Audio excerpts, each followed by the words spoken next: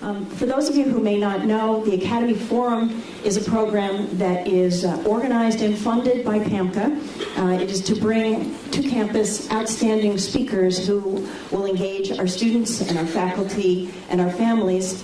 And it is also our pleasure to be able to open it up to the larger community. So we welcome you all. We're really delighted that you've braved the elements to join us tonight. Before we get going with our program tonight, there are just a couple people that I want to thank for making it possible for us. First, Amy South. Amy, where are you? Amy's around somewhere. Amy is our community vice president. There she is in the back. She is ultimately responsible for the entire event tonight. Next is Lucy Botzik, and Lucy is in the doorway up there. Lucy has executed every single detail for tonight.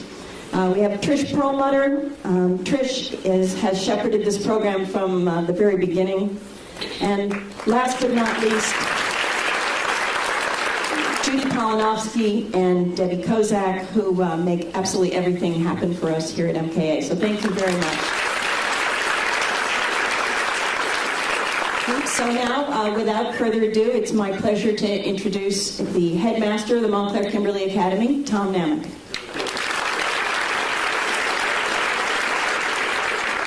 Well, good evening and welcome. I'm delighted to welcome you to the Montclair Kimberly Academy, and I want to also thank again our Parents Association. They have made this evening possible for us.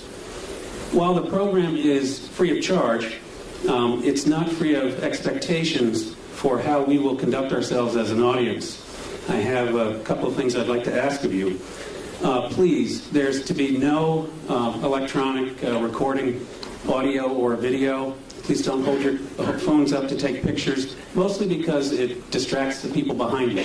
And we'd really like to focus on our very special guests this evening. It's my privilege to introduce our guests, and I think they're well known to all of you, but I do want to say a couple things about them. Dr. Tyson has been a frequent guest on the Colbert Report, or rapport, I guess is the proper pronunciation. We're delighted that he's here, and we are also delighted and very grateful that Mr. Stephen Colbert has agreed to interview him for our benefit. Stephen Colbert, comedian, author, and host of the Colbert Report, is both one of the funniest and possibly the bravest comedians of our time. I want you to consider his performance at the National Press Club dinner in 2007.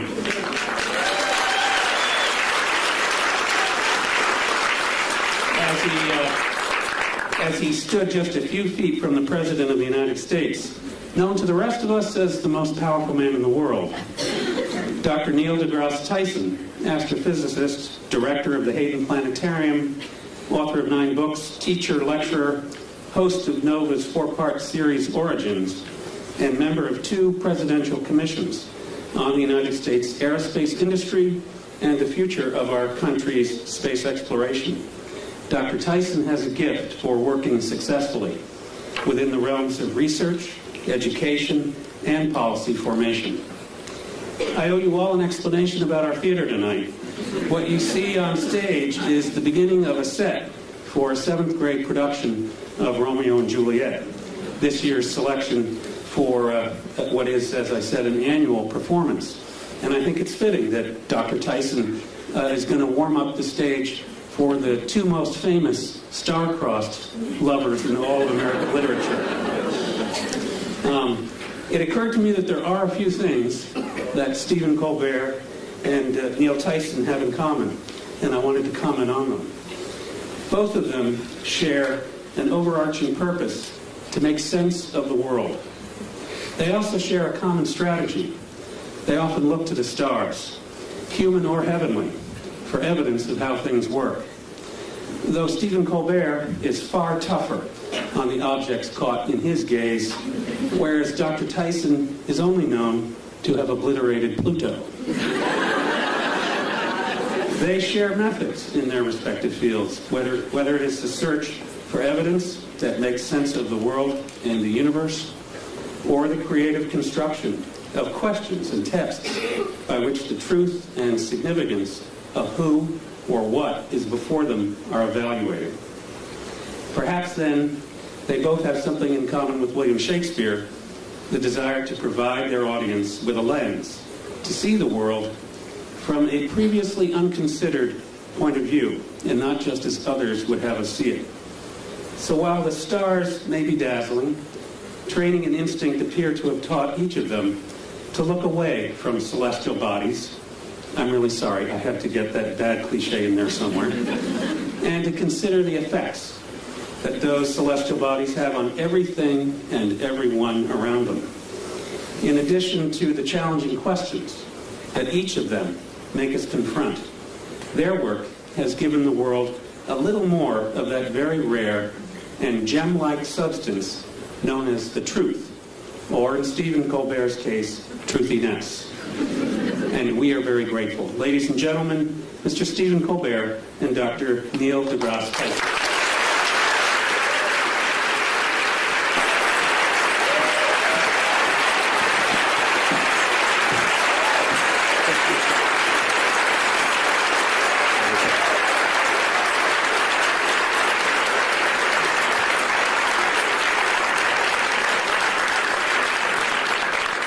Romeo, wherefore art thou, Romeo?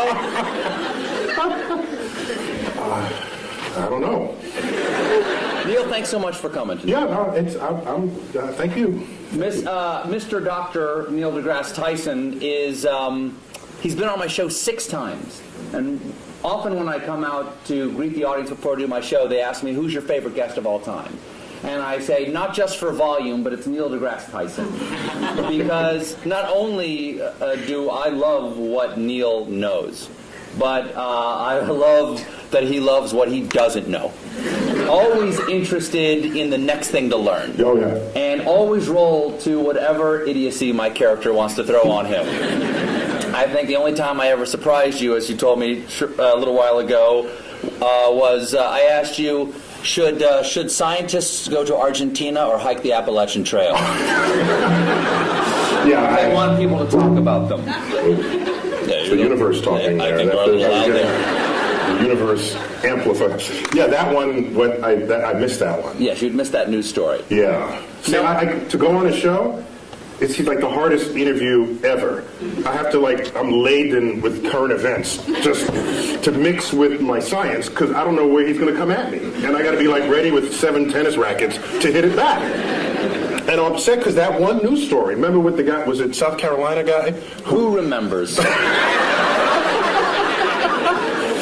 He goes to Argentina and becomes well known for having done so. And you asked me straight out, should scientists visit Argentina more often to become better known? And it just went, you aced me on that one. You're welcome. Now, Neil, we've got a lot to talk about tonight. Yeah. A lot of subjects. Science is a big thing. But I want to start off with, this is not a bribe. Okay. I want to start off with... What's these chairs? I feel myself sliding. No. Exactly. When you first walked in, I said, oh, welcome to the barn raising. I realized we were speaking before the Amish tonight. Now it's going to make it tough to talk about science and technology. All right, Neil, I want to start. I want to start in a broad way. Are you tweeting now, or are you actually trying to interview me? No, I'm just looking at photos of myself. Get a little work done. I need a little freshen up. Now, let me ask you a very basic question. Mm-hmm. Science, from scientia, in Latin, meaning knowledge. I didn't take Latin, but I'll take your word for it. Mm-hmm. Is it better to know or not to know? I think, well, my blunt answer is it's better to know. All right. But that is debatable, though. Well, I said it's my answer. Yeah. I mean, somebody else might have a different answer. For instance, Oedipus might have a different answer. Yeah. Yeah, I mean, I think... Is knowledge always a good thing? I have to say yes. Why? Because it empowers you to react and possibly even to do something about it if something about it needs to be done. Okay, but who we are is what we know, right? Part of who we are is what we know. And our identity is often based on how we see the world. Yes, and our personality for sure. And if we learn something that does not jive with how we think about the world, won't we have to re-examine who we are? Yeah, it could mess you up.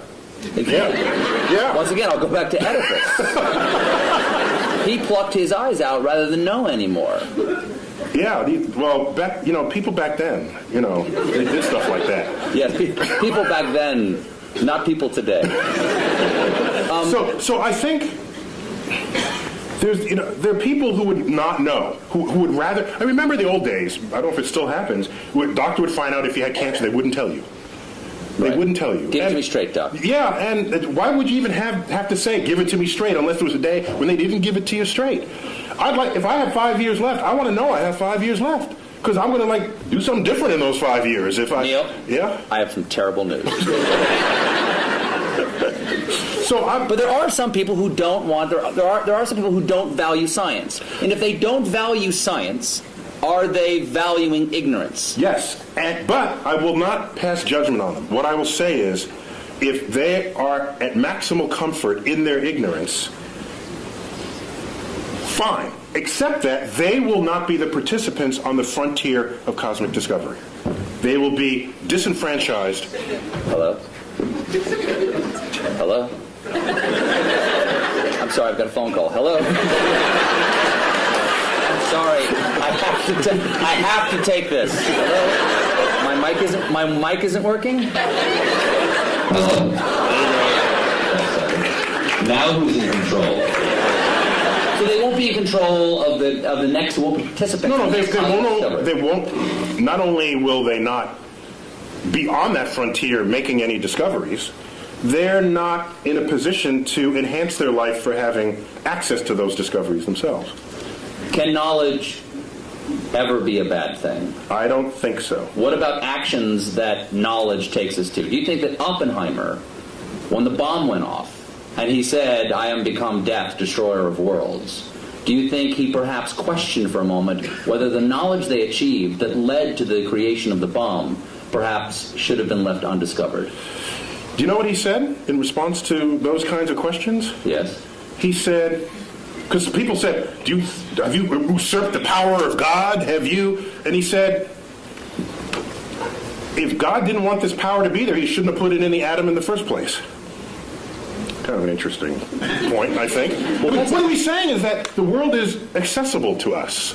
So would you say, don't smelt the ore and make iron and make a sword out of it because you could cut yourself? Back then, that's the counterpart statement from the Iron Age. And if you were around back then, you'd be sitting in this chair saying, don't make the sword, because you'd unleash evil on the world. Okay, I'll step back from don't make the sword. How about don't lick the flagpole in February?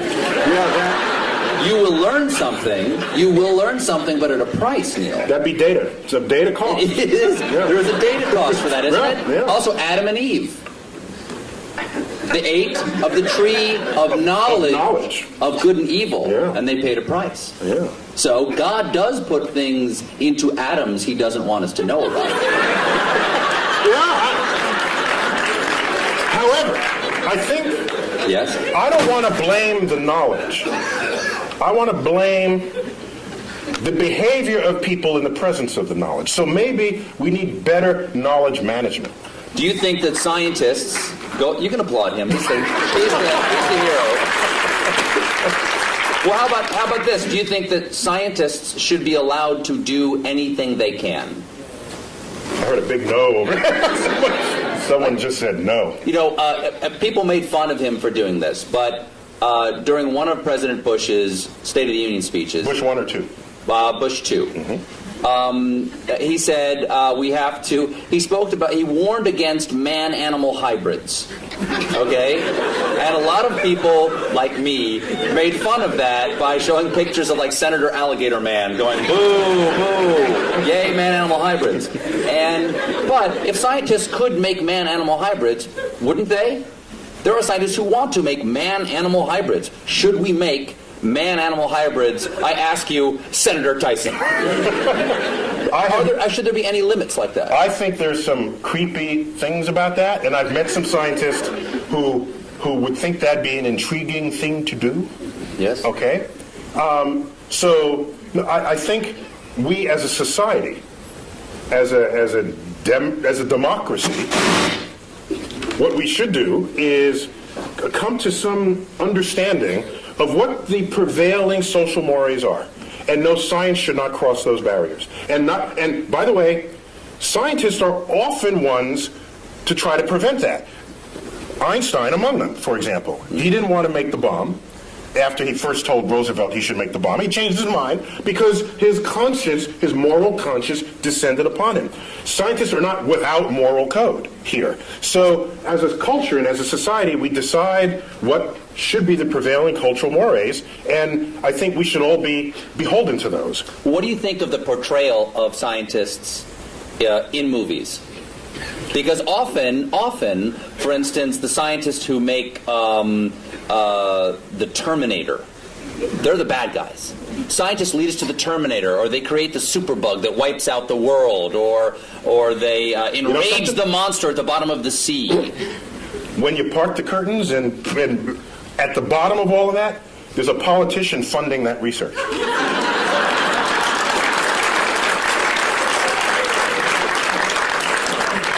Is this working again? It is? No, it's not. He says yes, you say no. Yeah, we got it. We're getting bad data. Just turn it. We're good. That was good. That's good? You're good. Oh, yeah. You're good. So scientists don't lead marching armies. Scientists don't invade other nations. Scientists, yes, we have scientists who invented the bomb. Yes, but somebody had to pay for the bomb, and that was taxpayers. That was war bonds. There was a political action that called for it. So everyone blames the scientists. We are collectively part of a society that is using or not using, to its benefit or to its detriment, the discoveries made by science. And at the end of the day, a discovery itself is not moral. It's our application of it that has to pass that test.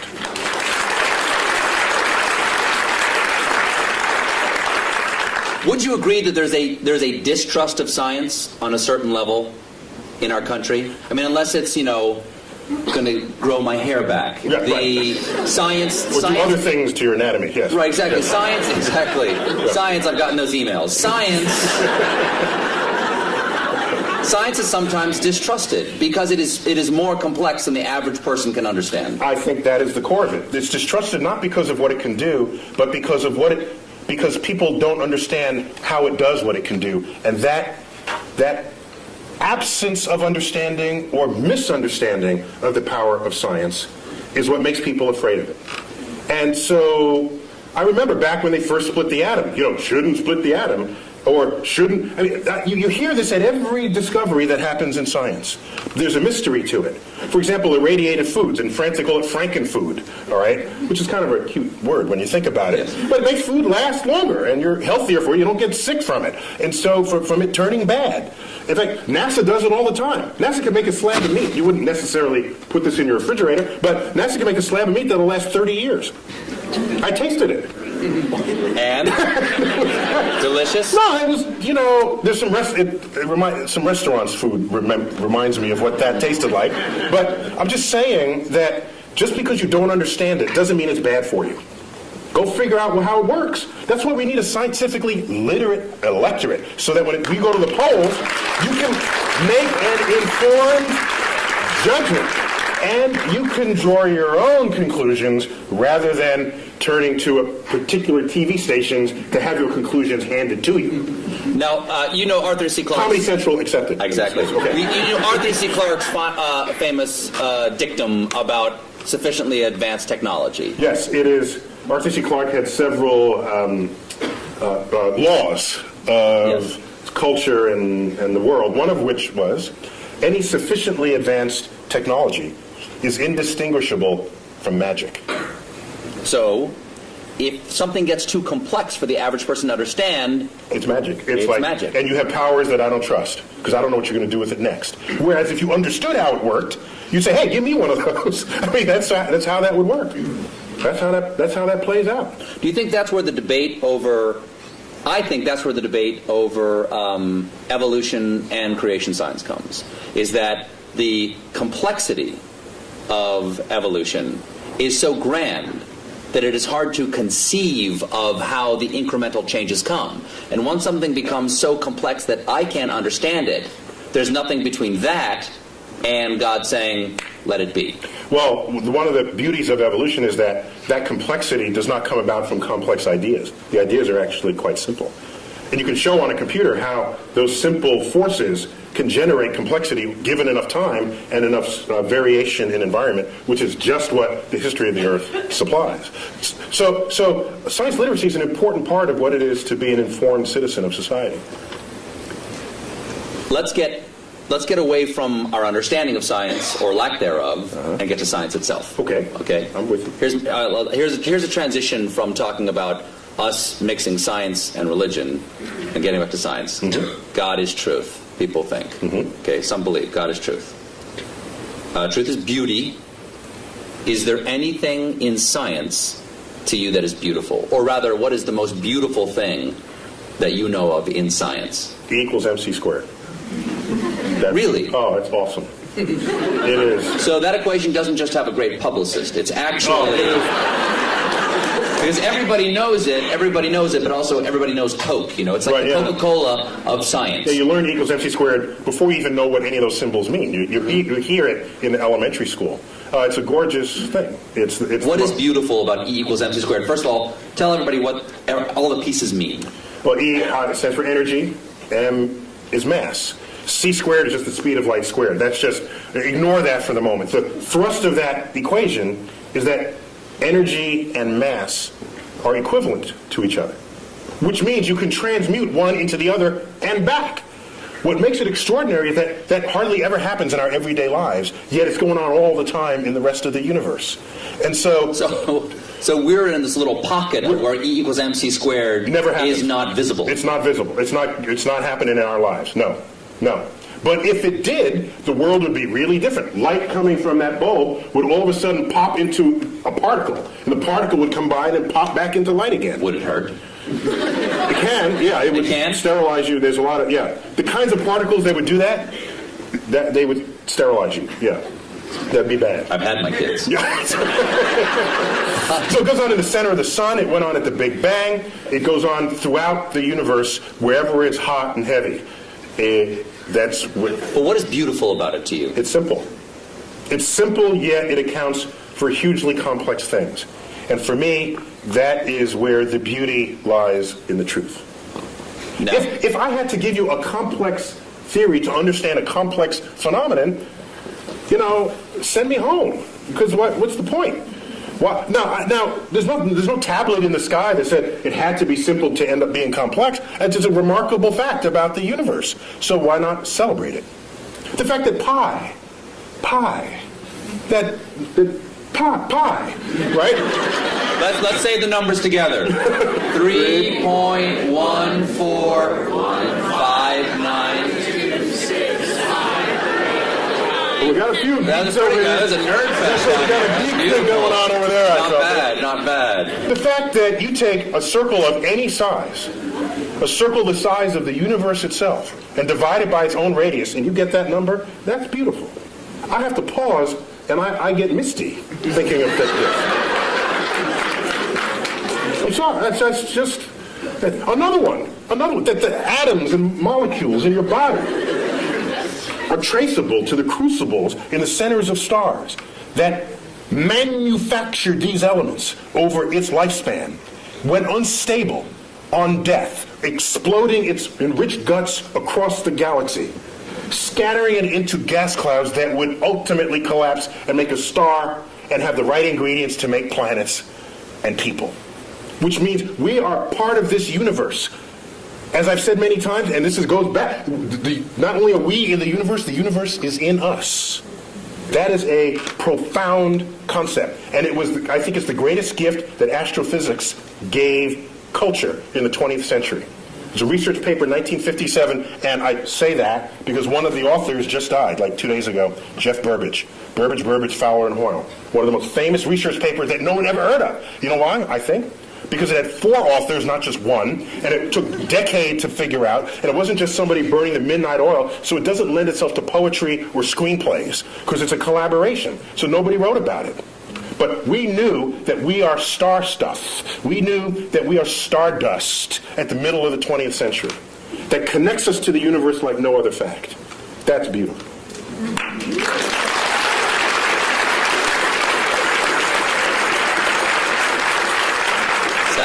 Sounds like you have written poetry about it. Once it gets in you, you have, the only way it comes out is poetically. No! You write poetry. You write sonnets. I don't know if they're sonnets, but occasionally a word rhymes in it, and I don't know what to call it. But sometimes if you feel deeply about something, I think the greatest poetry, not that I'm an astrophysicist, right? That's my disclaimer. Mm-hmm. But some of the greatest poetry is revealing to the reader the beauty in something that was so simple you had taken it for granted. That, I think, is the job of the poet. And so, the simplicity of the universe, which started this part of our conversation, I think if it doesn't drive you to poetry, it drives you to bask in the majesty of the cosmos. So what drew you? You said that this is the beauty of astrophysics, or the gift that astrophysics gave us in the 20th century. What drew you to astrophysics? Take us to Neil deGrasse Tyson before he's an astrophysicist. Take us to who you are now. I'm living in the Bronx, which in vernacular would be the Bronx. And I'm in a building. Not a lot of stars. No, there's like a dozen or so in the night sky. So you do not have a relationship with the night sky as a city dweller. And my parents, I have a brother and a sister, they would take us to, each weekend we'd go to visit museums and other sort of cultural things in the city. And one of those weekends we went to the Hayden Planetarium. The local planetarium, the one right there in Manhattan. And you sit in the chair, and the lights dim, the stars come out, and I said, "Oh, that's a nice hoax, that can't be real. I'll enjoy it while there's it, but that's fast. They think there's that many stars up there. Like, what kind of? Are they pulling my leg?" And a couple of years later, I go out to Pennsylvania in another trip that we took, and I looked up at the night sky, and what persists to this day, and what is an embarrassingly urban thought. I look up at the night sky from the finest mountaintops in the world, and I look up and I say, "It reminds me of the Hayden Planetarium." It's embarrassing. See, I beg forgiveness. Wow. But so strong was that imprint that I'm certain that I had no choice in the matter. That, in fact, the universe called me. And I wonder that if I'd grown up on a farm and the universe and the sky was just always there, I wonder if that would just have become wallpaper to me, and I wouldn't have then been struck by it as I was at age 9. I'd never known anything of it. And then it just slaps you in the face. And from then on, I was hooked. It took 2 years for me to figure out you can do that as a career. But starting at age 11, you asked me, that annoying question adults ask kids, what do you want to be when you grow up? I heard a comedian say, you know why they ask? Because they're looking for ideas. That was Paula Poundstone who said that.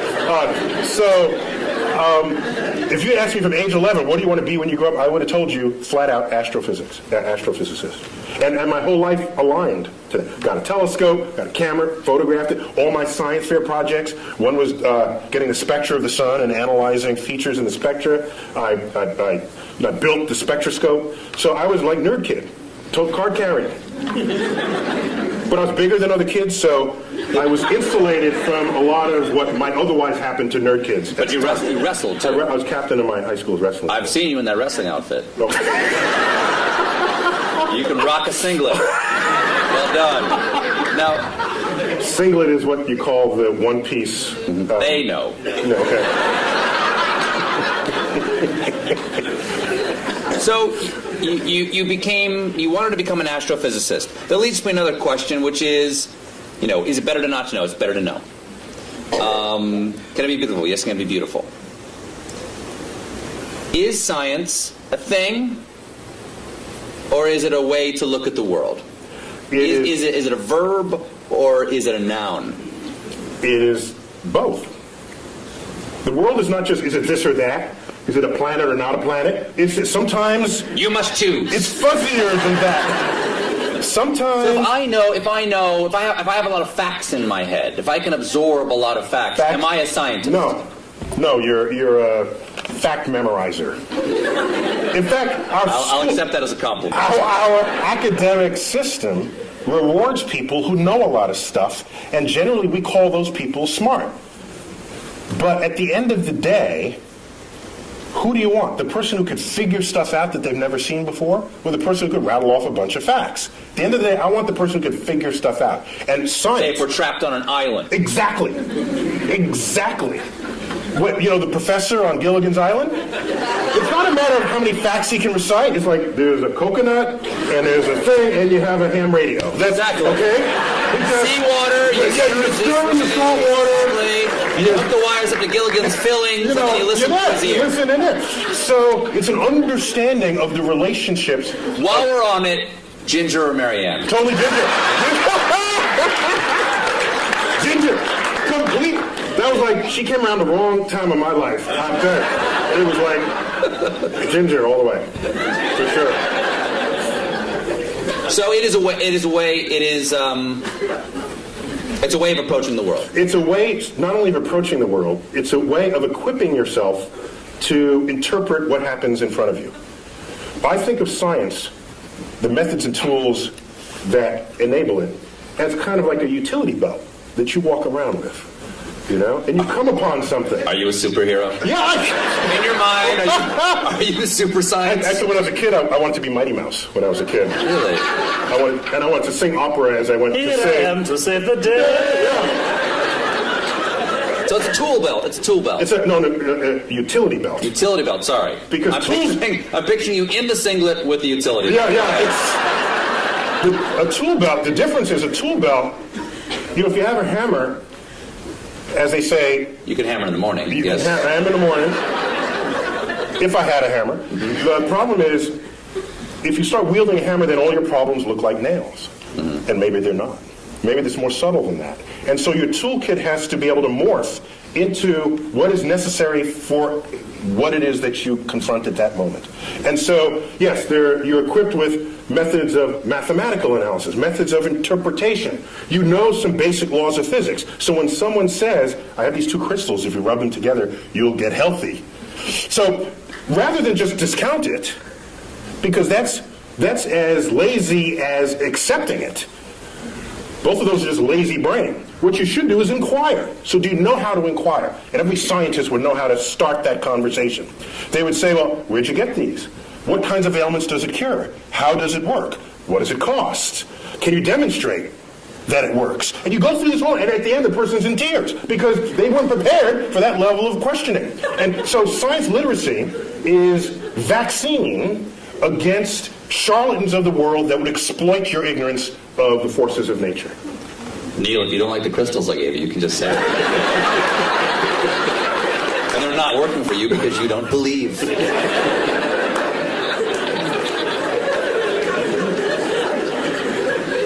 Is there any science fiction you admire or that you enjoy? Or do you see the holes in science fiction and go, I can't enjoy that? Of course he would know the effects of a neutron star. He doesn't know tidal forces? Do you have that problem? You got that right. Do you have that problem? I only have the problem if the movie is marketed for its accuracy. Number one. Number two, they got to get some basic science right. After that, I'm okay. So, for example, in the latest Star Trek movie, they had this liquid. The red matter. The red matter, thank you. Release the red matter. Release the red matter, and you drop it into the core of a planet, and it turns a planet into a black hole. I thought that's kind of cool. What was a little weird was... Why didn't it turn the ship into a black hole? No, because they had the special apparatus that surrounded it. And the apparatus did what? It's the anti-black hole apparatus. I'm okay with that. I was was not losing sleep. That didn't bug you? Over what held the black hole. I didn't have an issue with that. But oddly, what I had an issue with was they needed this drill, which is a very cool kind of, that was the coolest thing I'd ever seen. Exactly. A drill, they would drill to the center of your planet, and they dropped I'd say, if that would turn a planet into a black hole from its center, it surely would turn into a black hole from its surface. So you just drop it on the surface. That would Kirk and Sulu fight on. I know, right? They have to fight on the platform. So I'm okay. I got angry with Jim Cameron about Titanic.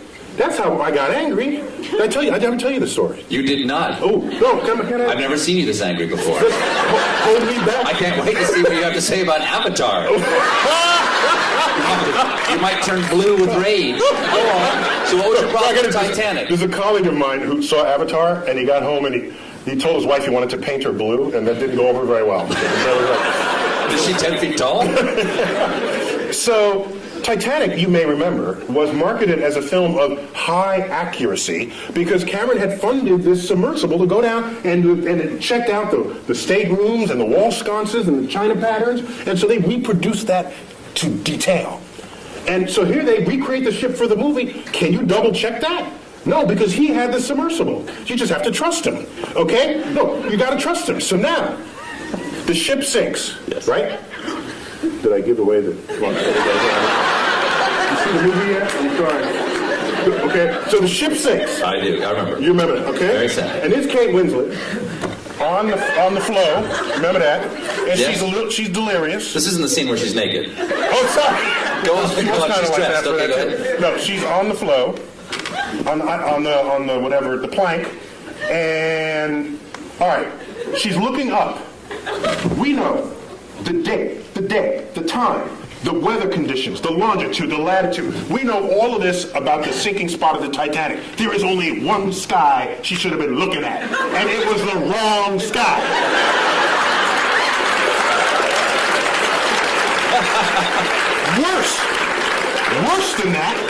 Worse than that, the left side of the sky was a mirror reflection of the right side of the sky. So it's not only wrong, it was lazy and So odd. halfway through, they just went, just flip it, just flip it. No one will know. And so I was livid. Ooh. I got out my finest stationery and I wrote a letter to Jim Cameron. No reply. 5 years later, I bumped into him. He was on the NASA committee. And my sort of presence with NASA was growing by then. And I bumped into him in a meeting. And I said, Mr. Cameron, I just have to ask. You know, the sky it's not the right, it's black, what? And he says, well, actually that happened in post-production. So he's absolving himself of guilt. But I wanted him to grovel in front of my feet, which he did not do. Now, wait. So I was angrier after that. Later on, Wired magazine honors him for Discoverer of the Year, Explorer of the Year, and they want to hold their party at the Rose Center for Earth and Space. You don't come into my house and get the sky wrong. Okay? Is my microphone working? Or did it fall? You're loud enough, you don't need a microphone. There we go, it fell down. Can you hear me now? Mine, yes. Okay. So, he's in my house. And as a courtesy, they extended me an invitation to have dinner with a small group of them after this award ceremony. So I said, yeah. So we go to dinner. There's 6 of us at the table. The wine is pouring. So I said, Jim, I don't know if you remember, but I brought this up some time ago about the sky. And I wouldn't be so upset, except that everything else you boasted was so accurate.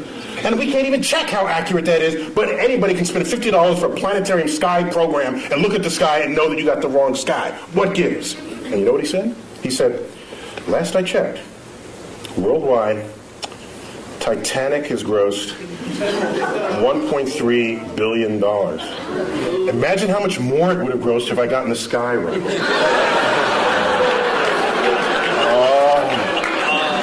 Oh, man. So sorry. That.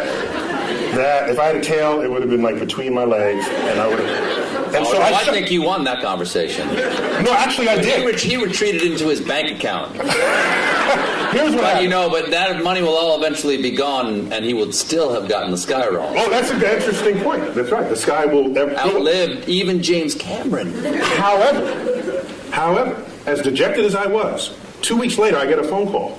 Forgot the guy's name. He calls me up and says, "Hello, it's Dr. Tyson." I said, "Yes." He said, I forgot his name, Johnny Smith. "I work in post-production for Jim Cameron. He is releasing a 10-year director's cut anniversary edition of the Titanic, and will be adding new footage from the deck. And he tells me you have a sky that he can use."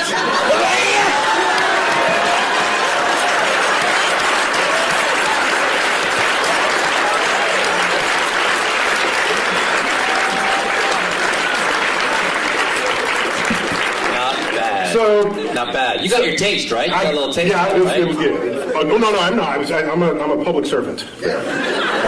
I don't need pizza today. Me too. So if you're gonna claim it's right, then I'm gonna hold you to it. If you're not, then I'll just sit back and enjoy it. What is you know what I don't like? I don't like is the people who you go see a movie with who read the book first. Get rid of them. They don't belong in the movie theater. All right? It's like, the book was better. Well, get the hell out of it. Get out of the movie theater. Then go back to your book. Leave me alone. Those people I can't stand. Stay home. We should not go to the movies together.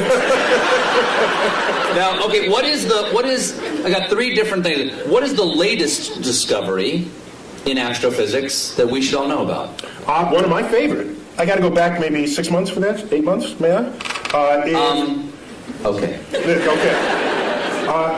Well, we discovered water on the moon. That's kind of cool because where you're going, you want there to be water. All right, that's a good thing for life.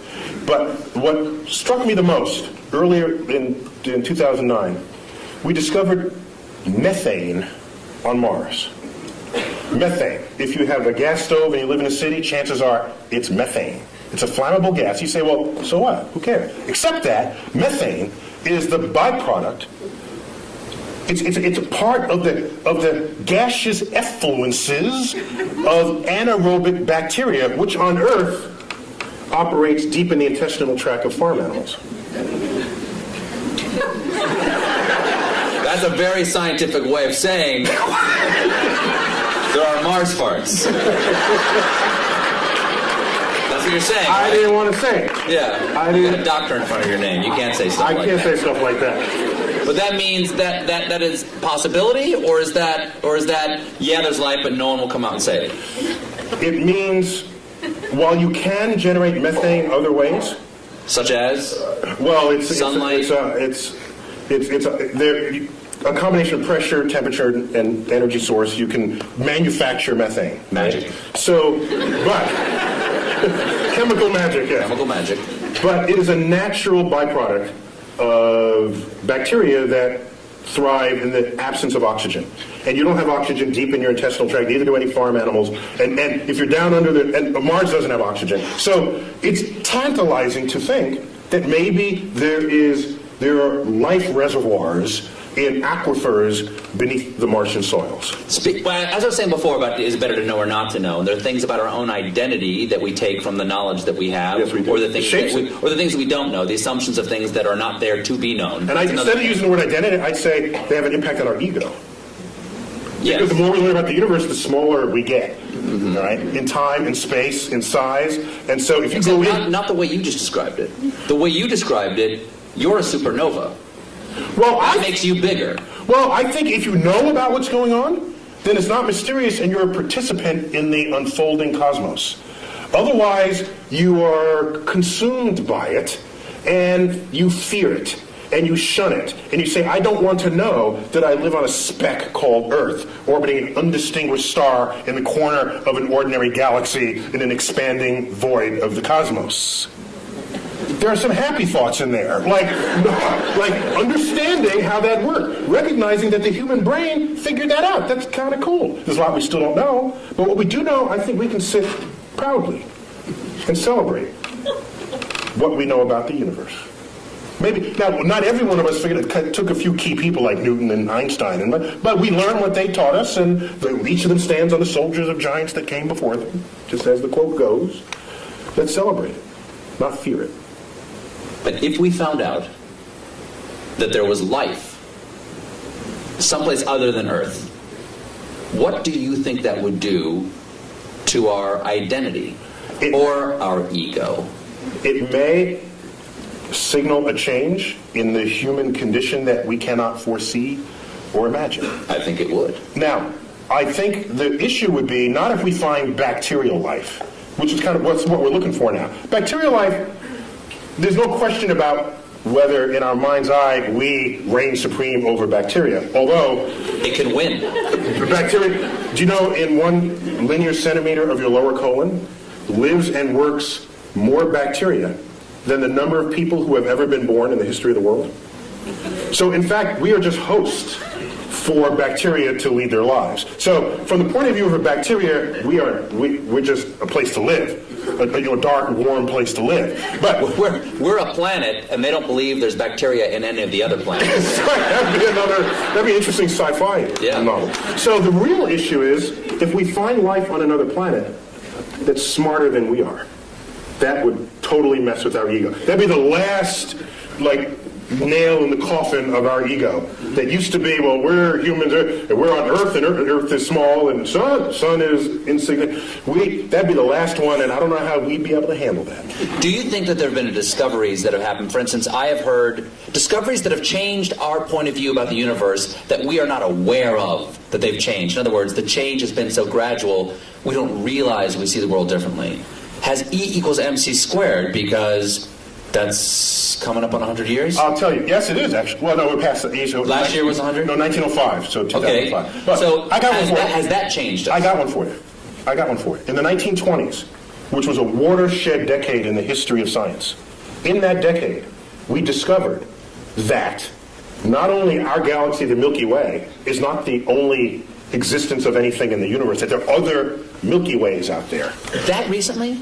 1920s. Was it just the optics didn't exist for that? We needed a big enough telescope, and Edwin Hubble wielded all the glass that necessary to accomplish that back in the 1920s. He said Hubble, before the telescope, was a man and had his own telescope, the biggest of its day, and he made that discovery.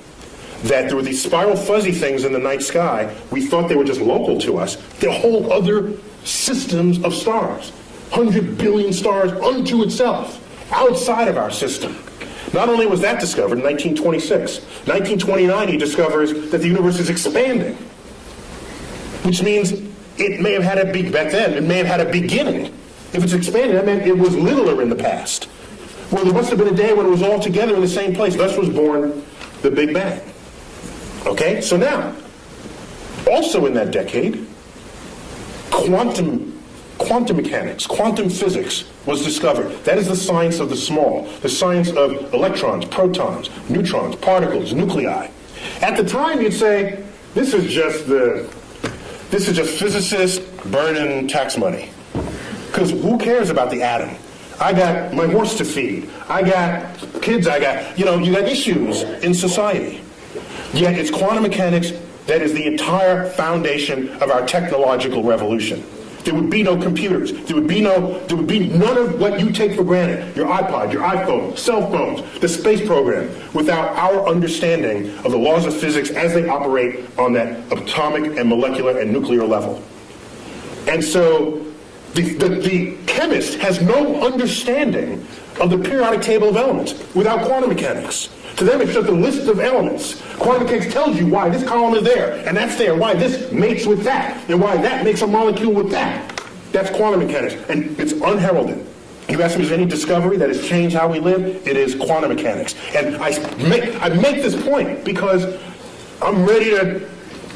Today, you hear people saying, why are we spending money up there when we got problems on Earth? And people don't connect the time delay between the frontier of scientific research and how that's going to transform your life later down the line. All they want is a quarterly report that shows the product that comes out of it. That is so short-sighted that that's the beginning of the end of your culture. So So it's better to know. That's a really long answer to my first question. My second question is, let's take some questions. Do we have time to do that? Q&A. You about to wave? You about to hit me in the head with a rubber band?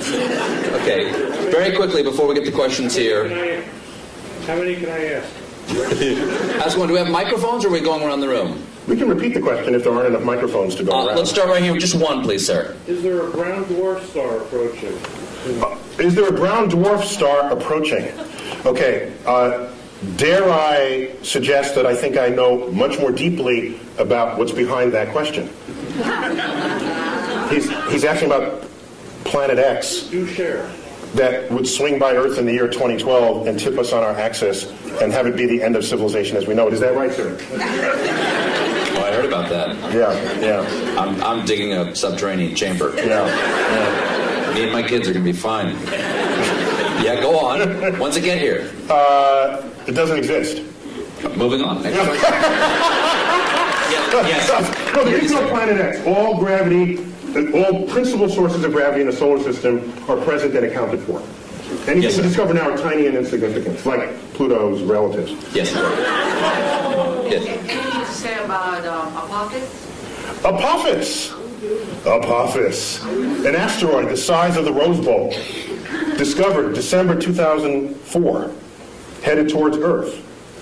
It's not alone among asteroids headed towards Earth, except that this one is headed, there's a whole set of asteroids that cross Earth's orbit. That alone is not a problem. You cross the street all the time, but at different times the trucks drive by, okay? So the issue is, are you crossing the street when the truck is driving there at the same moment? That simultaneity is what matters. Apophis, when you ran the calculations, showed that there was a chance of it hitting us in the year 2036, with a close approach in the year 2029 on April 13th. A Friday, by the way. But here's what's significant about that. We've had close approaches before, but none this close. This is the size of the Rose Bowl, and on April 13th, 2029, it'll come close enough to Earth to dip below our orbiting communication satellites. Do you think 2.5% is a big number for that asteroid to come to Earth? No, right now the best estimates are several in a million that it will hit us in 2036. And if it does, it will likely hit the Pacific Ocean, plunge into a depth of 3 miles, explode, cavitate the ocean, send waves of tsunamis. The first one from the impact. The second one, because the water splashes back into the cavity, goes high into the air, drops back down, and sends another pulse. This will go on about 40 times. There'll be multiple tsunamis. I was just on the Santa Monica beach 2 nights ago, because Santa Monica is the first city to get hit, because it's the beeline right up from Santa Monica, 600 kilometers into the Pacific. 5-story tall tsunami would take out the entire west coast of the United States. But nobody has to die, because we know this well in advance. But I think 2 people will die. The stupid surfer who wants to surf that tsunami, we know people like this, right? You've seen them. And you know who else? Of course, the weatherman who wants to bring the camera guy closer. Can you see the waves hitting the shore? Okay, take him out too. We don't need either one of them, and then we'll get on with it. That would make a great James Cameron movie. Yes. Tonight there's a wolf moon. Can you explain what that means? What's a wolf moon? Okay, each full moon of the year has a name, and there are regional variations among those names. And the wolf moon, it's when it's snowy and the wolves howl. You can see the wolf in the light of the moon because the landscape is white, and the wolves don't turn white, so you can see them against this. And so, depending on if you live in a region where there are wolves, that would be what you would call it. Other full moon names you've heard of, the harvest moon is one of them. The honeymoon is one. That's the moon that's in June, the honeymoon, because that moon actually never gets very high in the sky. And it's amber the entire time. It takes on the color of honey. And so it's called the honeymoon, and you get married in June. And that's where you get the name honeymoon for that. Yeah. Anyone over here? No? Yes, sir. I think, in astronomy, probably dark energy was sort of a real game changer about 10 years ago, the discovery that the expansion of the universe is speeding up. If there's a game changer in the next 20 years, what is it? The question is, dark energy He said 10 years ago it was like a game changer. Can I foresee any game changers on the horizon? Well, it turns out dark energy was not as much of a game changer as you might think. Because we already had a slot for it in Einstein's equations. We already had a placeholder. No one had ever measured it before. So we just assumed it was zero and got on with life. The moment it was discovered, we said, hey, now we can stick it in the equation. It's like, whoa! Its presence in the equation shows that there's this pressure operating against the action of gravity, making the universe accelerate in its expansion. And that's extraordinary, because it means the day will come where these galaxies that Hubble discovered will move away from us with such speed that they will disappear beyond our horizon, and the total known universe at that time will only be the Milky Way, restoring the state of mind of our universe that existed before 1920. That's a spooky time. We would have to hand down the annals of cosmology from previous centuries to hear about the galaxies that were once in the night sky.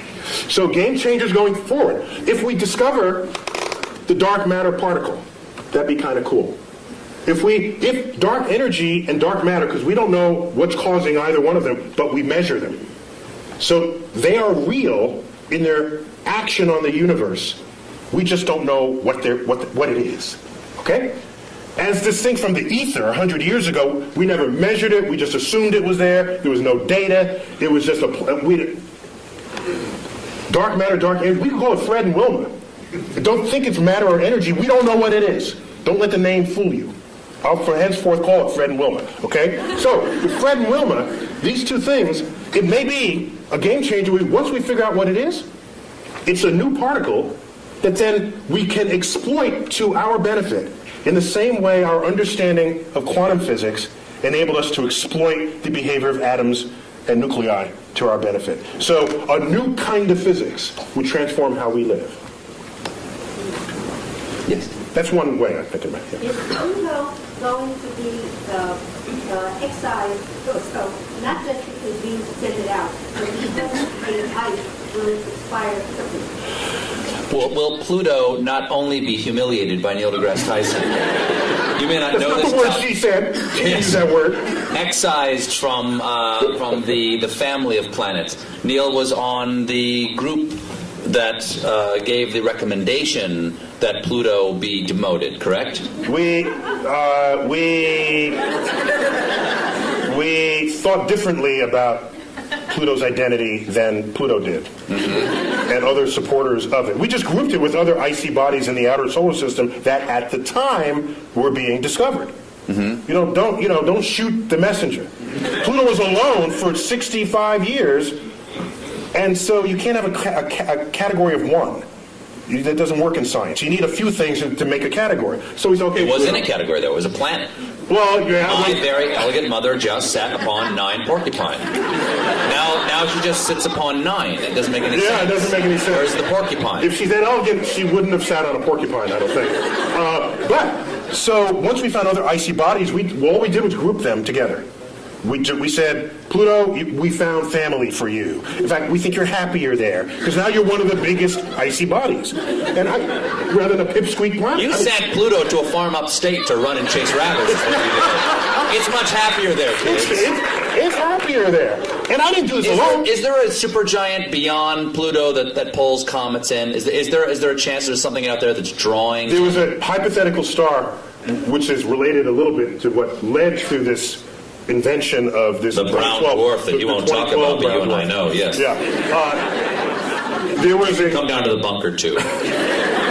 There was a suggestion that there was a companion star to the Sun, provisionally called Nemesis, that had this long orbit that would jostle comets in the outer solar system and send them raining down on Earth, creating mass extinctions, accounting for the extinction episodes in the fossil record. But it was an interesting hypothesis that was never supported by data, and so when you're not supported by data, you discard the hypothesis. That's how science works. You don't believe something just because you want to, or think something's true just because it feels good. At some point, you've got to confront the data. So getting back to the point... You've never been in politics. So getting back to the point, the recognition that Pluto was made half ice and ice evaporates, so will Pluto one day disappear? No, Pluto's too far away from the sun for that to ever meaningfully evaporate and disappear completely. Yes. What was the point of the Large Hadron Collider? What was the plan, did you say? The point. The point of What the Large Hadron was the Collider. point? He speaks in past tense as though we're done with it. Well, We what just is? turned on the switch, the Large Hadron Collider in Switzerland. The point of the Large Hadron Collider was to embarrass America, to make us feel bad that we didn't have our collider built back in the 1980s when it was first funded. That's the whole point of the Large Hadron Collider. It's Europe saying, "Ha! Gotcha this time." Now, apart from that ego bit, it's to probe nature on levels of energy never before seen. And right now, it's hard, it's practically impossible to discover a new law of physics on your tabletop. We've been there. We've done that. And almost the entire history of physics is go to the edges of your points of exploration and then take a step beyond that. You're bound to discover something new. It's like climbing the next mountain, crossing the next valley. So, the Large Hadron Collider, the energy inside that particle accelerator will exceed the energy of all accelerators that have ever been built before, probing nature as never previously imagined. What is the Higgs boson? Higgs boson, that's a particle proposed that you can think of it as a kind of it's like think of it like molasses. Okay? Okay, not molasses. It's a field through which all particles move, and the interaction of those particles with that field endows them with the mass that we measure for them. It is granting them the property of mass. We have yet to find this particle, but if we do... So mass is not explained presently. That's correct. We just measure... We don't know why we get fat. we don't know why something has mass right now. That's correct. And so now let me ask you something. If you build let's say you build an equation this way. You've got an equation over here, you built it, and it's a house, okay? And you've got another equation over here that works. It's another house. But in your mind, you think, these two houses probably should be one house. You invent something that fits into the shape between the two houses, right? Yes. Like you've got a shape between the two houses. Goes, okay, there's something in the universe that is the shape of the space between these two houses. Yes. Does that necessarily mean that thing is there? The history has shown that almost every time we propose something that connects one house to another, if those two houses themselves work, there's something in between them connecting the two. For example, in 1930s, we had this experiment with the 1930s. Quantum physics is in place. We start probing the atom. We find out there's an atomic reaction, a nuclear reaction, where there's some missing energy. We account for all that, and there's something missing. We say this much in here, and then it's missing here. And we swear we accounted for everything. Fermi comes up, a famous physicist, said, I bet there's a particle that came out of that reaction that escaped with the energy before you had a chance to measure it. E equals mc squared. Well, that would have endowed that particle with its energy to do so, the mass to do so. And even mc squared is in every one of these, it's all over the place. It's written with E equals mc squared. The point is, he hypothesized the particle, gave it the properties that it would have to account for what was seen. That's your conduit between the two houses. Then he says it's got to have this much energy, and it's got to be pretty hard to detect because we surrounded this in lead, and it just went straight through the lead. So I'm going to propose a particle that's hard to detect. And it's got to be little, because there's not that much mass, and it has no charge, so it's neutral. So he called them neutrinos, little neutral ones. He hypothesized. He said, let's look for them. 20 years later, they were found, neutrinos. And now we kept them coming out of these reactions. He built the porch, the walkway between the two houses. Practically every time you have two working understandings of the world, and they have to coexist in the same universe, there's something that's going to connect them. It's like electricity and magnetism, previously discovered as separate things, until Faraday and Maxwell said, hey, wait a minute, this works and that works, and they kind of smell like each other a little. Maybe they're the same thing.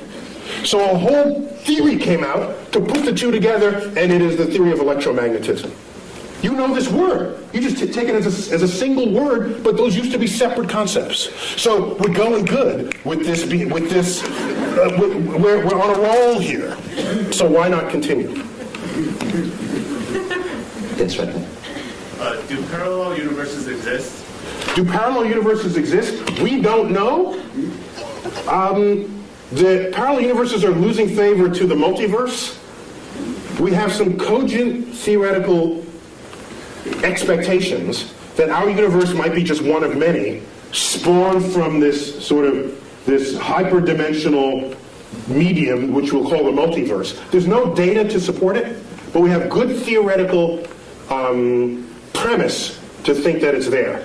And we have philosophical precedent. We used to think Earth was special and unique. It wasn't. We got 8 planets. We thought the sun was special. It's one of 100 billion suns. Thought the galaxy was special. No, it's 100 billion galaxies. We have one universe. Or do we? The track record said, why should there only be one? Be open to the possibility that you don't live in the majority-looking universe that's out there. Would a separate universe, when you say different universe, does that mean... Slightly different laws of physics, which makes That's what I'm asking. Oh, yes. Well, this is the fun part. Because if you manage to get a portal to another universe, don't be the first one to volunteer to go through it. Because your atoms are working in this universe. If the slightly different law of physics, you could implode, explode, come out with 3 heads. Who knows? There's a different exchange rate over there. Yes. Yes. Someone, let's go in the back, in the middle, and I think you have a white sweater on, yes. Is it possible to tunnel through a black hole, like quantum mechanically speaking? Can a black hole be used to travel? How about that? Can we say that?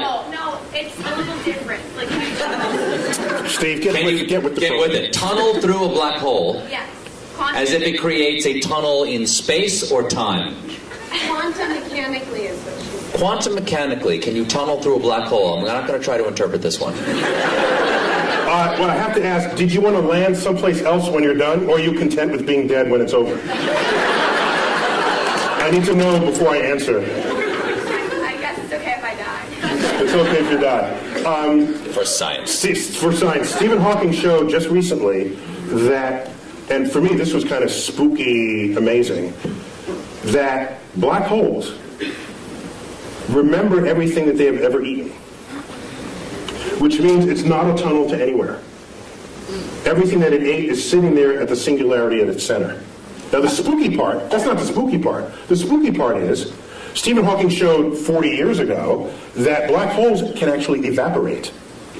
The matter that's within a black hole can rise up out of the gravitational field that surrounds it and spontaneously birth a pair of particles. That's just E equals mc squared doing its thing.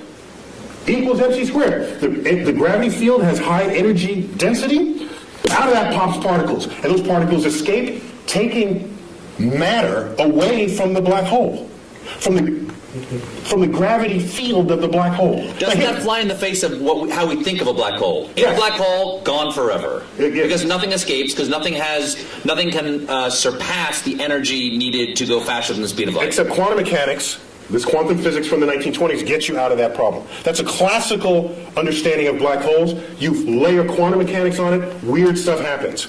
Completely legitimately weird stuff happens. So you birth these particles outside the thing. Now here's what happens. I dump you... That sounds like that. I'm not interrupting. That sounds like science is making magical exceptions for itself. Quantum physics is kind of magic because none of it issues forth from your common sense. Particles pop in and out of existence. One time it's a wave, the next time it's a particle, and it interacts with itself and you measure it here, but it shows up there. If we were forged in that world, then all that would be common sense.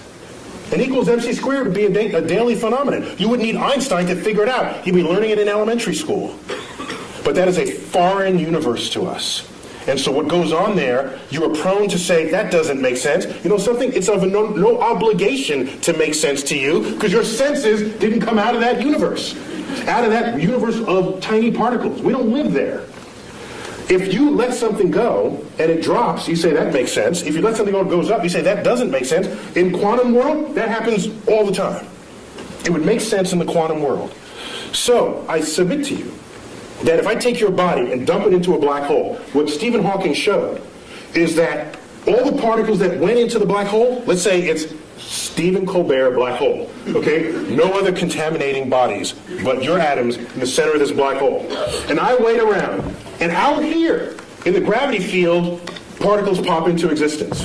And I make a check, how many protons, how many neutrons, how many electrons, how many neutrinos. By the time this black hole is evaporated, it would have been every single particle that you were having fallen in the first place. Extracted out of the energy field of the black hole. So it remembers who you were even out in the gravitational field. That's spooky to me. Is the black hole now gone? Gone. Gone. Just it pops out of existence. Evaporated. It takes, by the way, it takes several trillion years for that, so don't wait around for it. It's a minute. How do you figure all this out? Okay. How do you figure all this out? It's an excellent question. Yeah, that's a good one. Yeah. Isaac Newton did it all by himself. He was like really, really, really smart. A quick Isaac Newton story. He discovered laws of motion, laws of gravity. Just shows that planets don't orbit in circles, as Copernicus had thought, but in slightly flattened circles we call ellipses.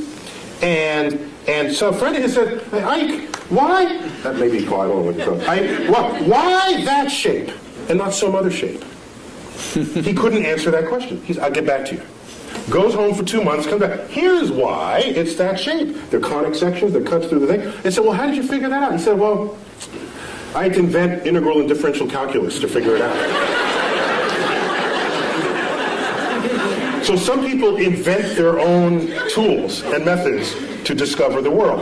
Most people learn the tools from someone else and then apply them to make incremental changes. Some people make huge changes, like Isaac Newton and Einstein and others. Isaac Newton once said, if I can see farther than others, it's because I've stood on the shoulders of giants who have come before me. But I've read Isaac Newton, and his stuff makes the hair on the, if I had hair, it would rise up on the back of my neck, how plugged in he was to the universe. And I'm saying to myself, that quote cannot have possibly have been honest. What it really meant, if I'd re-give that quote to him, I'd say, if I can see farther than others, it's because I'm standing among midgets, that's why. He can see farther than everybody else. In the case of Isaac Newton. I'm afraid we only have time for one more question. Yes, sir. Actually, that was a great segue to my question. You talked we organize this all for your question. Sir. Early in the evening, you brought up the ideas of scientific literacy and technology management. I'd like to hear your opinions on where the policy needs to go to make a positive impact in that area. Ooh. All right, Neil. Can you repeat that for everybody? The question is, we were talking earlier about scientific literacy and our approach towards science as a nation. In your opinion, and you serve on science advisory panels, yeah. Where do you think we need to go as a nation? What do we need to do to increase our scientific literacy? I'll answer two-pronged. One is, what do you do with your kids? And kids need to be able to explore freely. And if you look at most households, they're not designed for that. They're designed to have the kid not explore. The kid comes into your kitchen and pulls out the pots and pans and starts banging on. What's the first thing you do as a parent? Stop that, you're getting the dishes dirty. Yet these are experiments in acoustics. That's what that is. Okay? Whatever the kid is doing, if it has the chance of breaking something, you're going to tell them to not do it, without thinking that that's the consequence of an experiment that they are conducting. And every time the kid wants to do something, provided it doesn't kill them, it's an experiment. Let it run its course, even if it makes something messy. You agreed to have a kid in the first place? Fine, clean up after them. And when they open up...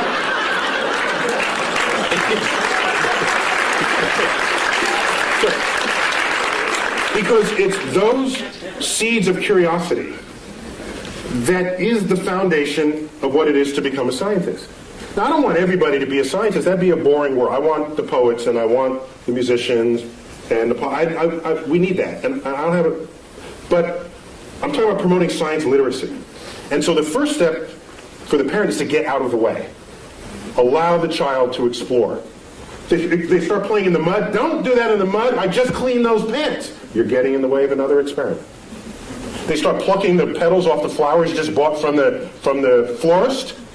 And you say, stop that, I just paid $10 for the flowers. Had you let that continue, they'd find in the middle the stamen and the pistil, and they'd learn something about the flower. For $10. That's cheap. Derek Bach, one-time president of Harvard, once said, if you think education is expensive, try the cost of ignorance. And so that's got to start at home. In the schools, I don't have a problem with the fact memorizing, but don't equate that with what it is to be wise or what it is to be smart. Smart should be some combination of that, yes, but also, what is your lens on the world? How do you figure things out? And you promote that by stimulating curiosity. And I don't see enough stimulating curiosity in this world. This is a famous school right here. I saw the banner in the opening corridors. So you probably don't have that problem here, all right? But the whole world is not educated in this building. So a lot of change would need to happen in that regard. Now getting back to policy. I have tried. You do a simple Google, like YouTube and Tyson, my name, but put Neil so you don't get Mike. All right? Dining on someone's ear. Half of what ends up thrown onto YouTube are talks I've given where I'm trying to convince people, not only the public, but lawmakers and people in power, that investing in the frontier of science, however remote it may seem in its relevance to what you're doing today, is a way of stockpiling the seed corns of future harvests of this nation. And those seed corns, what they do is, whether or not you know it today, advancing a frontier, history has shown, has advanced a culture ever since the Industrial Revolution got underway. And we can speak more hegemonistically about it, that anyone who has embraced the powers of technology has enjoyed economic wealth, the likes of which the world has never seen, attendant with strength of security. Okay? And so people say today, they'll say, so suppose the next terrorist attack is like a chemical attack. Do you call out the Marines, or do you get your best chemists to figure out what to do about that? There's a point where your weapons are not as useful as the brain of the scientist who you could bring to bear on the problem. And so I see science and technology and creative investments in it as the most significant infusion to our economy that could possibly be conceived. The problem is it's not going to boost the economy next quarter. It's got a time horizon longer than most people have the patience for, and most politicians have the re-election cycle to be tolerant of. So what we need is a longer view on those investments. I don't want to have NASA going hand in hand trying to get money to stimulate the frontier of cosmic discovery. And that frontier now involves biologists in the search for life, chemists in understanding the soils of Mars, aerospace engineers. You know what I don't want to do? I don't want to stand in front of 8th graders and say, who wants to be an aerospace engineer so that you can design an airplane that's 15% more fuel efficient than the one your father flew? That's not going to get them. But if I say, who wants to be an engineer and design the airfoil that'll fly in the rarefied atmosphere of Mars, I'm going to get the best students in the class, and you know it. Because that's an exciting project for smart people to work on, motivated people to work on. And when you have them, they invent stuff. They discover things. They transform the culture in which we live on a time horizon that is not easy to just tell someone in a one-sentence soundbite. And what I want is a level of science and cultural literacy that will allow the public to be able to think beyond the election cycle, to think for themselves and say, this is a good investment. How many times have you heard people say, if you're not among us here, Why are we spending money up there when we have the problems down here? Have you ever asked how much money we're spending up there? Ask that question. You know what the answer is? I've asked people, how much money do you think we're spending? Here's your tax dollar. How much do you think? 10%? 15%? Those are the kinds of answers I get. You know how much is getting spent? The rovers, the space station, the space shuttles, all the launch vehicles, all the NASA centers is 0.6 of 1 penny on your tax dollar. 0.6 of 1 penny pays for it all.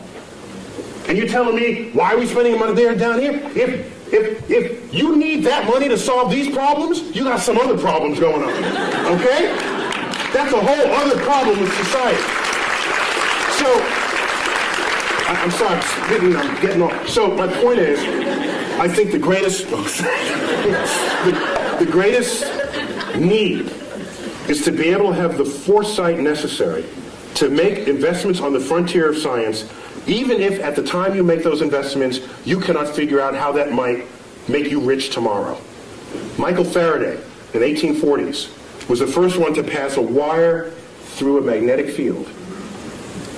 And it made a little meter tick it moved a meter. He hooked up to it. Now this guy, you do this and this happens. That's kind of cool. If you're nerdy, to a nerd, that's a cool thing, right? You do this and this happens. And so what was happening is, it induced a current through the wire. He showed his colleagues. It looked like just kind of a curiosity, a toy. Showed it to Parliament. They say, why, is this what we're funding? We're funding this toy? And this may be apocryphal, but it is said of Faraday, in response to this inquiry, said this, because they asked, well, what value is this to the British Empire and to the king? He said, I don't know what value it is today, but I know one day you're going to tax it. And in fact, that is the foundation of how all electricity is made today. And it would take another 60 years before electricity would come to homes. But who could have known it at the time? I don't want to be left behind.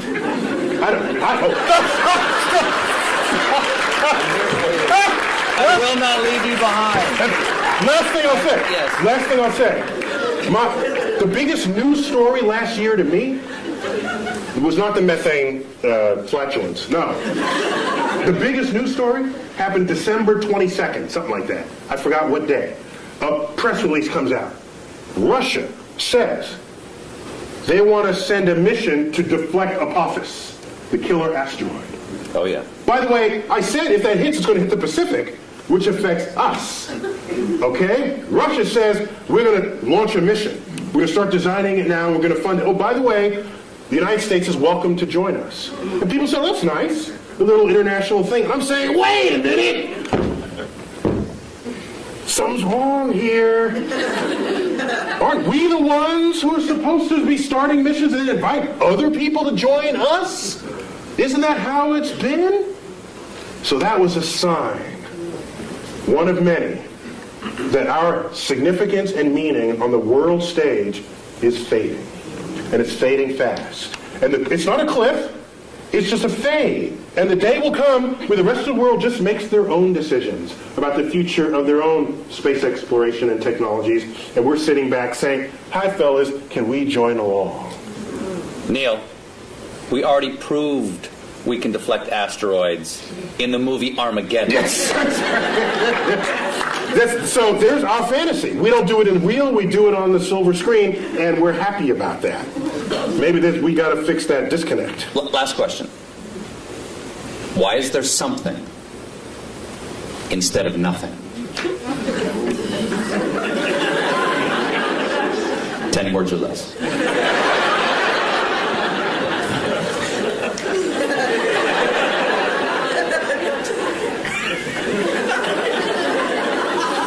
Just because. So I got to do this in haiku then. Okay. Okay, 575. Words that make questions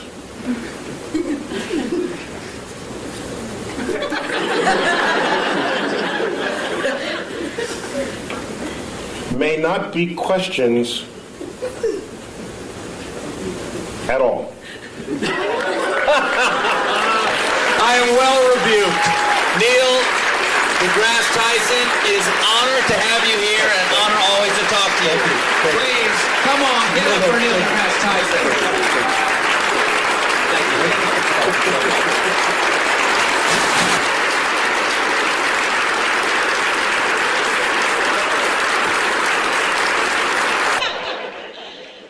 Dr. Tyson is going to be down here. He will be signing books until 9:30, so if you'd like to come down and have a book signed, feel free. And for the rest of you, thank you all for coming, and get home safe.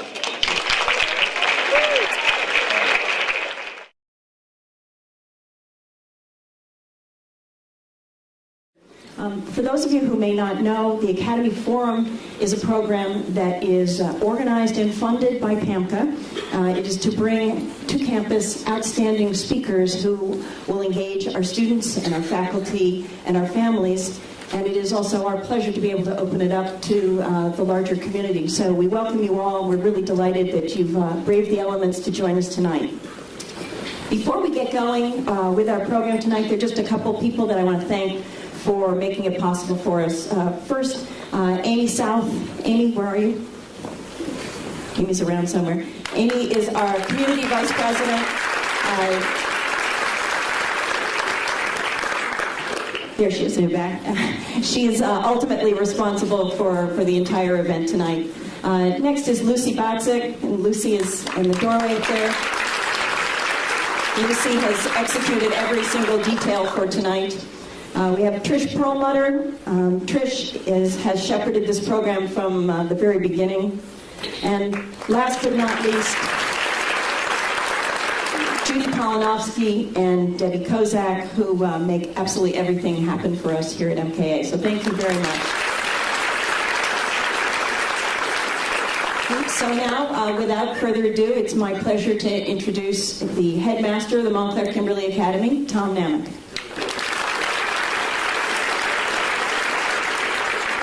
Well, good evening and welcome. I'm delighted to welcome you to the Montclair Kimberly Academy, and I want to also thank again our Parents Association.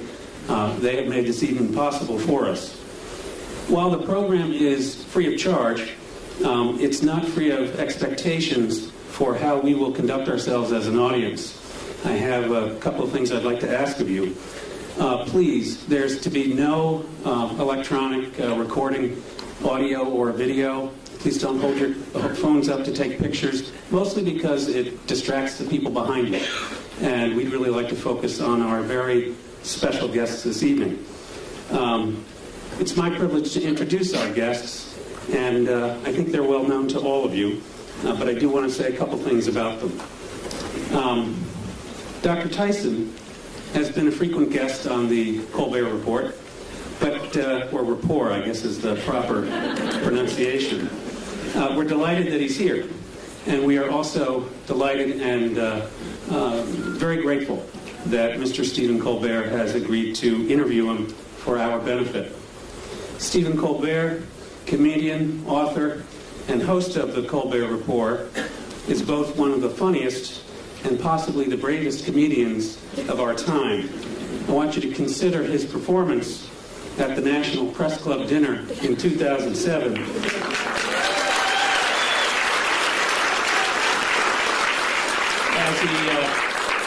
As he stood just a few feet from the President of the United States, known to the rest of us as the most powerful man in the world. Dr. Neil deGrasse Tyson, astrophysicist, director of the Hayden Planetarium, author of 9 books, teacher, lecturer, host of NOVA's 4-part series Origins, and member of 2 presidential commissions on the United States aerospace industry and the future of our country's space exploration. Dr. Tyson has a gift for working successfully within the realms of research, education, and policy formation. I owe you all an explanation about our theater tonight.